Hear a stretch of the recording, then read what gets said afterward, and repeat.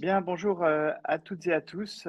C'est le deuxième jour de notre Meetup Green Tech. Hier, nous avions été près de 1300 présents à Station F pour une super journée très dynamique, pleine d'énergie, avec beaucoup d'interventions de très haut niveau, de ministres en ouverture, des intervenants passionnants tout au long de la journée, beaucoup de rencontres entre nos nouveaux labellisés Green Tech qui sont 45 et puis tout un écosystème. On va poursuivre cette journée en distanciel, en numérique, en 100% digital, avec pour commencer eh bien, une intervention de Madame Claire Giry, qui est directrice générale de la recherche et de l'innovation au ministère de l'Enseignement supérieur et la recherche.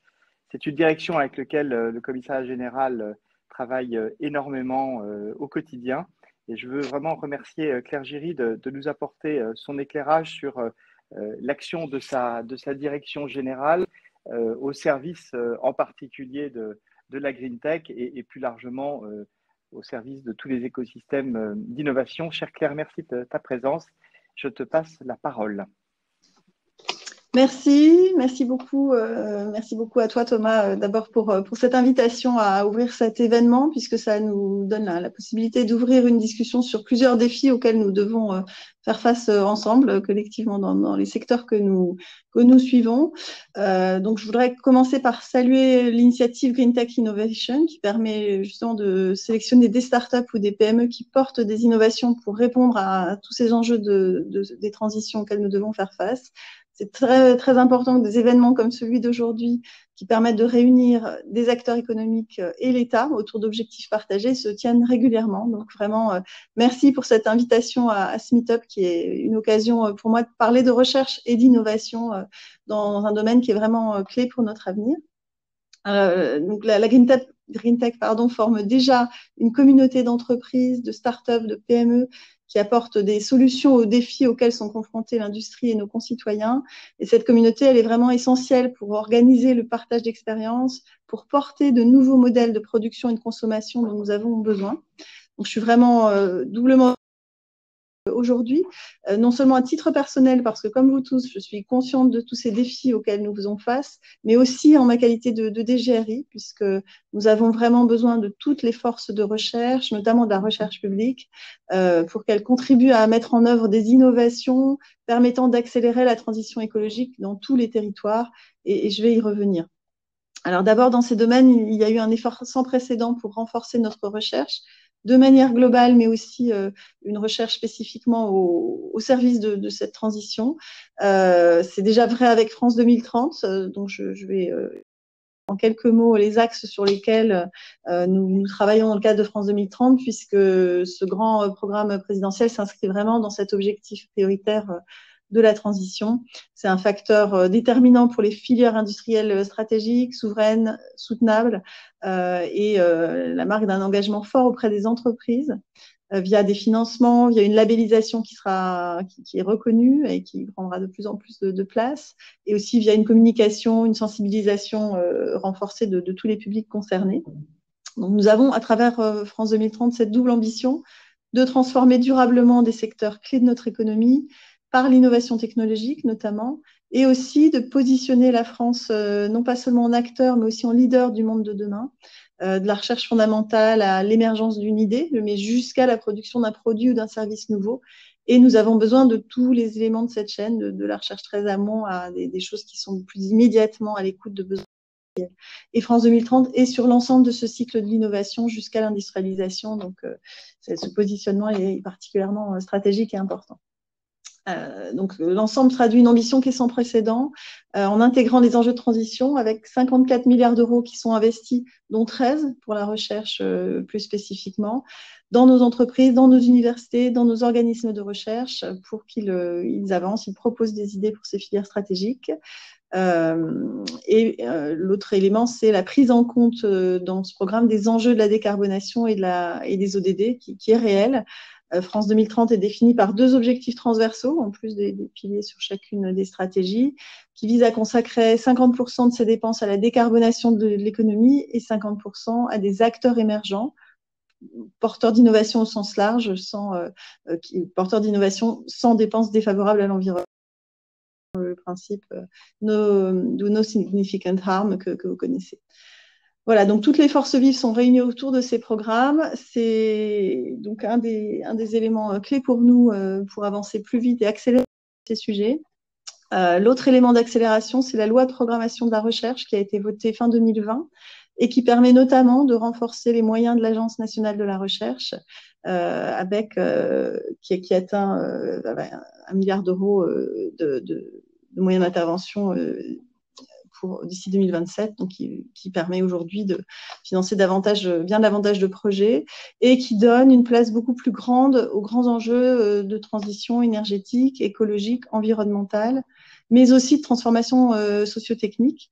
Tous ces axes aux côtés des axes plus disciplinaires et plus classiques, je dirais, dans les appels à projets génériques de 2023. Donc, c'était un des axes forts de la LPR que de renforcer cette agence nationale de la recherche. L'autre action, c'est qu'elle concrétise aussi la volonté du gouvernement de renforcer sa politique publique de soutien aux projets Deep Tech en renforçant les passerelles publiques-privées et en renforçant le lien entre la recherche publique et l'économie. Nous avons également une conviction vraiment profonde, partagée par l'ensemble des acteurs, qui est que l'innovation dont nous avons besoin dans le cadre de la transition, elle s'appuie sur la recherche. Et je vais simplement citer quelques exemples sans prendre trop de temps. Envers l'industrie, d'une part, nous devons explorer de nouveaux domaines de recherche et travailler sur la base de connaissances nouvelles pour faire face à des enjeux comme ceux de la raréfaction des ressources. Donc, c'est vrai, ça se décline à travers des programmes et équipements prioritaires de recherche de France 2030 qui vont financer des stratégies d'accélération de la recherche, de la recherche amont de ces stratégies d'accélération, avec des organismes de recherche qui sont pilotes de ces actions et qui mettent en place des projets ciblés pour accroître nos connaissances et nos capacités d'action sur la green tech. Exemple, la stratégie d'hydrogène. On a un projet ciblé sur l'électrolyse à haute température pour permettre une voie de production à meilleur rendement par rapport aux techniques actuellement utilisées pour la production d'hydrogène. Également des sujets dans la stratégie batterie, notamment sur les nouvelles chimies moins dépendantes de l'approvisionnement en métaux stratégiques. Autre exemple, dans une stratégie recyclage sur des projets ciblés sur différentes familles de matériaux. Stratégie de décarbonation et digitalisation des mobilités, avec un PEPR qui est centré sur le numérique au service de la mobilité des territoires, qui se frotte aussi aux sciences humaines et sociales. C'est aussi important d'avoir à la fois, surtout sur ce sujet des mobilités, des aspects technologiques et des aspects liés aux usages. Donc ça, c'est des sujets très en lien avec les industriels. Autre illustration pour l'appropriation. La recherche est aussi mobilisée dans le cadre d'expérimentations territoriales comme des Living Labs qui favorisent l'appropriation par nos citoyens d'innovations sociales. J'ai été très récemment sur le campus de Bordeaux où des initiatives de ce type sont prises pour travailler à l'ensemble de ces sujets de manière ouverte, avec habitants des territoires et en adoptant une méthodologie propre à la recherche. Donc vraiment plusieurs ingrédients du succès sur ces sujets pour que toutes ces innovations se vivent vraiment ensuite sur le terrain. Et puis, enfin, pour les startups, autre illustration, vous le savez, l'État a décidé d'investir massivement dans la deep tech, ce qui signifie une innovation intensive en recherche et en technologie, puisque c'est aussi que viendront ces innovations et les startups deep tech. Qui sont toujours très souvent issus de la recherche académique et qui sont souvent restent très très en lien avec la recherche. Voilà, cette conviction, bien sûr, le ministère de l'Enseignement supérieur et de la Recherche la porte depuis longtemps. Et nos outils pour encourager toutes ces évolutions, comme les incubateurs publics de la recherche ou les concours destinés à favoriser la création d'entreprises dans les laboratoires, en témoignent. Je sais que le réseau national des incubateurs de la Deep Tech regroupe une trentaine d'incubateurs et qu'ils intègrent les incubateurs de la recherche publique. Je vais citer Agoranov, Atlampol, Quest for Change, Incubaliance. Ce sont vraiment des incubateurs qui ont très d'accompagner des projets innovants issus de la recherche et en particulier dans les transitions que nous vivons. Alors, je vais vous donner quelques chiffres parmi les 262 projets qui ont été labellisés Green Tech. On a une part significative qui vient de la recherche publique. On a 17% des projets aujourd'hui qui sont issus ou liés à la recherche publique, 12% des projets labellisés qui ont été accompagnés par un incubateur de la recherche publique et par ailleurs 17 lauréats GreenTech qui sont aussi des lauréats du concours ILAB que nous portons et qui est également accompagné par France 2030. Nous voulons poursuivre et renforcer ce mouvement aujourd'hui avec la mise en place de pôles universitaires d'innovation qui sont des pôles décrits dans la programmation de la LPR et dont l'idée est de générer plus de projets issus de la recherche académique, de renforcer aussi leur accompagnement, aligner tous les acteurs de l'innovation. Donc, vous savez, qui sont nombreux, tous positionnés sur des morceaux de cette chaîne différents, tous très engagés, mais dont on veut pouvoir obtenir plus de synergie, plus de travail conjoint et un alignement de leur produit. C'est vraiment le rôle de ces pôles universitaires d'innovation. Je voulais vous annoncer aujourd'hui que nous allons, via France 2030, renforcer ces pôles universitaires d'innovation, en faire davantage et leur donner une capacité plus forte pour favoriser ces interactions à tous les niveaux, entre étudiants, chercheurs, entrepreneurs et industriels. Voilà, je vais conclure sur ce point en soulignant le fait que l'enjeu de l'innovation et de l'accompagnement de tous nos innovateurs est totalement clé.